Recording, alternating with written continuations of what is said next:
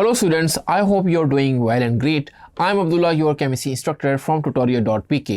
और आइए स्टूडेंट अब हम चैप्टर नंबर 16 की एक्सरसाइज को स्टार्ट करते हैं, जिसमें सबसे पहले हम MCQs को डिस्कस करते हैं। तो स्टूडेंट एक्सरसाइज में आ रहा है इनसर्कल द करेक्ट आंसर, जिसमें पहला MCQ है the naturally occurring metallic compounds are called as, यानी कुदरती तौर पे जो मेटालिक कंपाउंड होते हैं उसकी मैंने डेफिनेशन आपको बताई, उसको स्टूडेंट हम मिनरल कहते हैं। तो ये चीज़ आपने यहाँ पे ज़हन में रखनी है, मिनरल को आपने इनसर्कल कर लेना है। फिर नेक्स्ट MCQ देखते हैं the separation of minerals from gang is called concentration. ये हमने पढ़ा है। विच of the following method is use for concentration. तो कंसंट्रेशन में कौन सा मेथड यूज होता है वो हमने आइडेंटिफाई करना। स्मेल्टिंग ये तो नहीं होता, ये तो एक्चुअली मेन आपका प्रोसेस है। रोस्टिंग भी मेन प्रोसेस है, लेकिन जो रिफाइनिंग है वो भी आपका मेन। फ्लोटेशन जो है, जिसमें फ्रॉथ फ्लोटेशन जिसमें हमने देखा कि उसमें से क्या होता है, एक्चुअली आपकी जो ओर है या मिनरल है उसमें से हम गैंग को सेपरेट कर रहे होते हैं, जिसमें से ऑयल लेयर बनती है, वाटर लेयर बनती है। ऑयल वाली लेयर में एक्चुअली गैंग आपका ओर आ जाता है और गैंग के पार्टिकल वाटर में रह जाते हैं। इस तरीके से हम उसको सेपरेट कर लेते हैं। आइए फ्रेंड मूव करते हैं थर्ड MCQ की तरफ। Which of the following steps is not used in the extraction of process of metals. यानी जो एक्सट्रैक्शन प्रोसेस हो रहा है मेटल का, इसमें से कौन सा स्टेप यहाँ पे यूज़ नहीं होता, इधर रोस्टिंग, स्मेल्टिंग, फ्लोटेशन या बेसिमराइजेशन। तो स्टूडेंट याद रखें कि रोस्टिंग, स्मेल्टिंग और बेसिमराइजेशन ये तो आपकी एक्सट्रैक्शन के प्रोसेस हैं, लेकिन जो फ्लोटेशन है वो अभी हमने देखा भी है कि ये आपका एक्सट्रैक्शन का प्रोसेस नहीं है, ये तो कंसंट्रेशन का प्रोसेस है, जिसमें हम आपके जो ओर है उसको एक्चुअली कंसंट्रेट कर रहे होते हैं, यानी प्योर कर रहे होते हैं।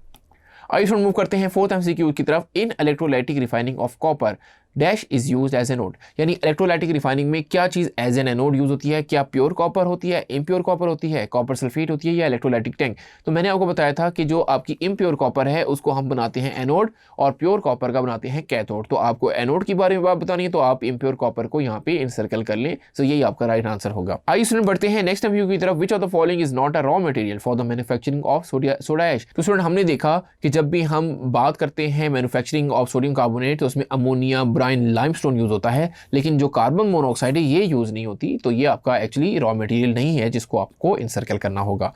बढ़ते हैं नेक्स्ट MCQ की तरफ।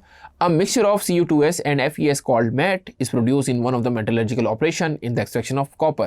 The name of operation is। देखिए स्टूडेंट हमने देखा कि जब भी आप CO2S और FeS का मिक्सचर है ये कहाँ पे बनता है? स्मेल्टिंग वाले प्रोसेस में हमने देखा कि आपका मैट बनता है। सो इसको आपने टिक कर लेना है। बाकी रोस्टिंग, बेसिमराइजेशन और इलेक्ट्रोलाइटिक रिफाइनिंग को आप अच्छे से दोबारा रिव्यू कर सकते हैं, जिसमें हमारा मैट नहीं बनता। आइए स्टूडेंट मूव करते हैं सेवंथ MCQ की तरफ। Chemical formula of slack lime. Chemical formula slack lime का कैल्शियम हाइड्रोक्साइड होता है, जिसका नाम है CaOH ट्वाइस। इसको आपको इंसर्कल कर लेना है। आइए स्टूडेंट मूव करते हैं MCQ 8 की तरफ। Calcination is the process in which sodium hydrogen carbonate is heated to get sodium carbonate which is not obtained in this process.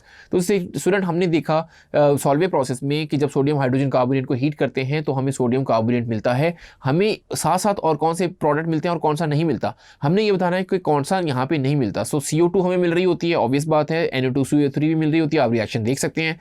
Water भी यहाँ पे मिल रहा होता है, आप रिएक्शन देख सकते हैं। लेकिन एक चीज़ जो नहीं मिल रही होती वो यहाँ पे होती है carbon monoxide. So B option would be your right answer. बढ़ते हैं स्टूडेंट नेक्स्ट MCQ 9th की तरफ। Percentage of nitrogen in urea is.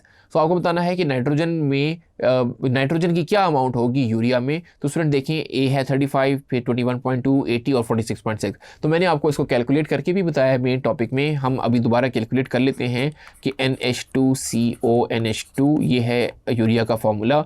इसका मोलर बेस बनता है 60 ग्राम्स पर मोल। तो अब आप अपने परसेंटेज ऑफ नाइट्रोजन कैसे निकालेंगे कि आपको नाइट्रोजन का एटॉमिक मास होता है 14, दो नाइट्रोजन है फॉर्मूले में आप देख सकते हैं। तो मल्टीप्लाई विद 2 कर देंगे और डिवाइड बाय टोटल कर देंगे विच इज़ 60 और मल्टीप्लाई विद 100 कर देंगे। सो ऐसा करने से जो आपको परसेंटेज मिलेगी वो मिलेगी 46.6%। सो होपफुली ये MCQ आपको क्लियर हो गया होगा। बढ़ते हैं लास्ट MCQ की तरफ। What happens when ammonium carbamate is distilled with steam?